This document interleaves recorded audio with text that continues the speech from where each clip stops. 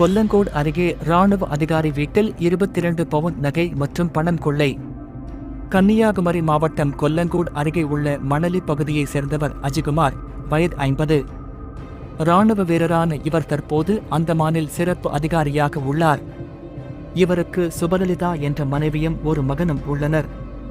அஜிகுமார் அந்தமானில் பணியாற்றி வரும் நிலையில் ஊரில் உள்ள வீட்டில் மனைவியும் மகனும் வசித்து வருகிறார்கள்.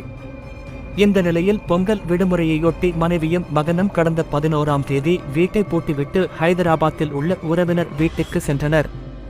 பின்னர் அங்கிருந்து புறப்பட்டு நேற்று அதிகாலையில் வீட்டுக்கு வந்தனர்.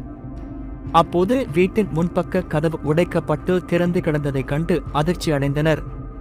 உடனே பதற்றத்துடன் வீட்டிற்குள் சென்று பார்த்தபோது பொருட்கள் ஆங்காங்கே சிதறி கிடந்தன.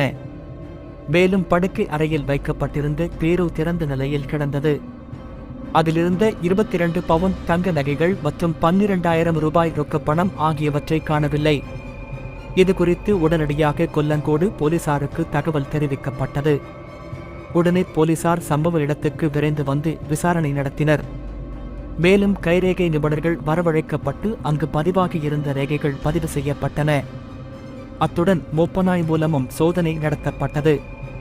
தொடர்ந்து இந்த திருட்டு குறித்து கொல்லங்கோடு போலீசார் வழக்கு பதிவு செய்து மர்ம சாமிகளை தேடி வருகின்றனர்.